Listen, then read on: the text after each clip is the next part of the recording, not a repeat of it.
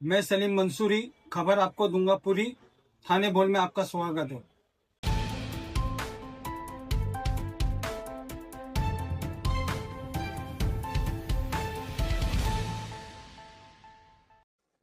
माननीय मुख्यमंत्री महोदयांनी मांडलेल्या शोक प्रस्तावावरती बोलण्यासाठी मी इथे उभा आहे।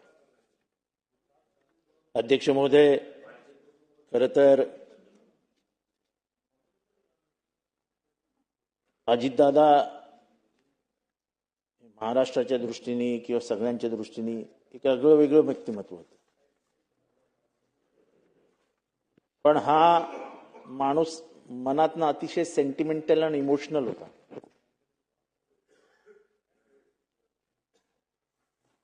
एकदा एका प्रकरणात, सहकारी बँकेच्या प्रकरणात त्यांना राजीनामा त्यांनी स्वतःहून ठरवलं, मी राजीनामा देतोय। मी बरोबर होतो, आम्ही दोघं राजीनामा द्यायला गेलो आणि राजीनामा देत असताना त्यांच्या डोळ्यात आलेले अश्रू आणि त्यांनी माझा पकडलेला हात, ही गोष्ट मी कधीही विसरू शकत नाही। कोणाला काय म्हणायचं असेल ते म्हणा, पण त्यांच्यावर झालेल्या खोट्या नाट्याना आरोपाने ते प्रचंड व्यथित असायचे, त्यांना प्रचंड वाईट वाटायचं। आणि 2000 ते 2014 या काळामध्ये टीव्हीवर जाणारा राष्ट्रवादी काँग्रेसतर्फे जे काही प्रतिनिधी होते, त्याच्यातला एकमेव प्रतिनिधी मी होतो। त्याच्यामुळे दादोजी कोंडदेव प्रकरणात त्यांच्यावर झालेला आरोप, 70,000 कोटीवर त्यांच्यावर झालेला आरोप, एखादा शब्द तोंडातनं निघून गेला म्हणून झालेला आरोप, ह्या सगळ्याचा डिफेन्स करण्यासाठी मी टीव्हीवर जायचो आणि त्याच्यानंतर ते डिफेन्स व्यवस्थित झालेत हे सांगण्यासाठी रात्री त्यांचा फोन यायचा। अध्यक्ष महोदय, तडकाफडकी निर्णय घेणं हा त्यांचा म्हणजे त्यांचा डाव्या हाताचा खेळ होता। एकदा एका प्रकरणामध्ये टीव्हीवरती माझा आणि खडसे साहेबांचा वाद झाला आणि खडसे साहेब म्हणाले की इतका व्यस्त असलेला मंत्री एक फाईल 3 दिवसात सही करतो, हे कसं काय शक्य आहे? मी म्हटलं, खडसे साहेब काहीतरी चुकीचं बोलताय तुम्ही, 3 दिवसात सही केली? म्हटलं याचा अर्थ अजितदादांनी काय बघितलेलं दिसत नाही व्यवस्थित। म्हटलं जास्तीत जास्त 3 तास ती फाईल त्यांच्या टेम्पोरावर राहिली पाहिजे, 3 तासाच्या वरती फाईल राहूच शकत नाही। कुठलाही निर्णय घेताना ती पूर्ण फाईल वाचून, पण फाईलीचा ढिगारा अजितदादांकडे लागलाय असं कधी झालं नाही। मला माझी 2 बटणं उघडी असायची, त्याच्यामुळे मला खूप वेळा त्यांनी ठोकलं, अगदी जाहीररित्या ठोकलं, अरे वरची 2 बटणं उघडी कर। आणि मी त्याच्याच उत्तर द्यायचो की 2 बटणं काय बघता, आतमधलं हृदय बघा आणि हृदयात कोण आहे ते बघा, हृदयात फक्त निष्ठा आहे। त्यामुळे अजितदादांचं आणि माझं स्पष्टपणाने सांगायचं झालं तर 2019 नंतर थोडंसं वितुष्ट आलं, पण ते वितुष्ट निष्ठेने आलं। माझं व्यक्तिगत त्यांच्या विरुद्ध काहीच नव्हतं।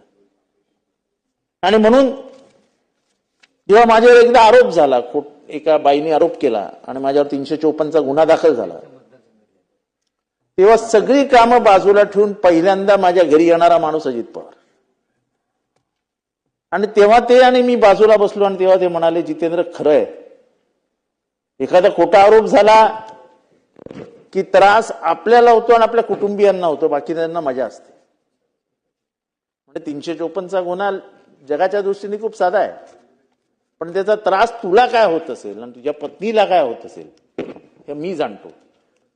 त्याच्यामुळे त्यांच्यातला जो मृदू स्वभाव होता हा मी स्वतः जवळनं अनुभवलाय।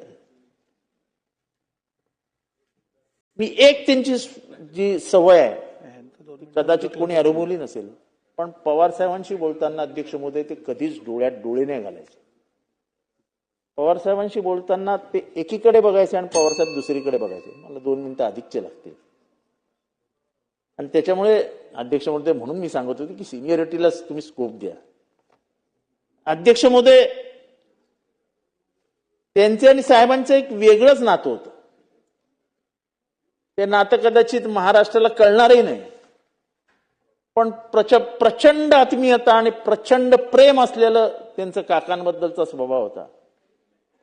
आणि हे सगळं मी जवळनं अनुभवलंय, जवळनं बघितलेलं आहे। अध्यक्ष महोदय, मला जाताना फक्त एवढंच सांगायचं आहे. अध्यक्ष महोदय, मी आता 2 दिवसापूर्वी मला एक व्हिडिओ आला आणि त्याच्यात मकर संक्रांतीच्या निमित्ताने तिळगुळ देण्याची गोष्ट निघाली आणि त्यांना एका जाहीर कार्यक्रमात झी टीव्हीचा कुठला तरी कार्यक्रम असतो, हवा योद्धा किंवा कुठला तरी कार्यक्रम होता, त्याच्यात विचारलं की दादा तिळगुळ द्यायचा आहे तर तो तिळगुळ तुम्ही कोणाला द्याल? तर त्यांनी मिश्किलपणाने उत्तर दिलं, माझं नाव नाही घेतलं, मला हे तिळगुळ ठाण्याला पाठवा. दादा आज तुम्ही नाही, खरं तर मनात कधीच असं नव्हतं की काही वाईट बोलावं, पण काही प्रसंग असे आले ज्याच्यात काही भूमिका तुम्ही घेतल्या, काही भूमिका मी घेतल्या, पण त्या कधीच व्यक्तिगत नव्हत्या. ते एका विचारधारातनं आलेल्या होत्या, ते एका भूमिकेतनं आलेल्या होत्या. तुमचं मन दुखवावं आणि तुमचं मन दुःखी झालं असेल तर तो काळ तसा होता, ती वेळ तशी होती. पण तुमच्या त्याच तिळगुळ ठाण्याला पाठवा हे जेव्हा मी ऐकलं, जर तुमच्या मनाला कुठली गोष्ट वाईट वाटली असेल तर दादा आज मरणानंतर तुम्ही मला माफ करू शकणार नाही, पण एक माणुसकीच्या नात्याने माझ्या मनातल्या भावना जाहीररित्या महाराष्ट्रासमोर व्यक्त करत असताना मी एवढंच म्हणेन, दादा माफ करा, चुकलं असेल. बोलण्याच्या नादात मीही काही वेगळं बोलून गेलो असेल, पण तुमचं हे म्हणणं की तिळगुळ ठाण्याला पाठवा, होय दादा, याच्यापुढे तुमच्याबद्दल वाईट बोलण्याचं काय कारणच नाही. कारण उभा महाराष्ट्र रडतोय, उभा महाराष्ट्राच्या डोळ्यात पाणी आहे. आज या संपूर्ण सभागृहातली झालेली भाषणं ऐकल्यानंतर तुमच्यातला मोठेपणा हा काय वेगळा सांगायला नको, पण महाराष्ट्राची मोठी हानी झाली ही शब्दातनं व्यक्त करू शकणार नाही. शब्दातनं व्यक्त होईल पण ती भरून निघणार नाही.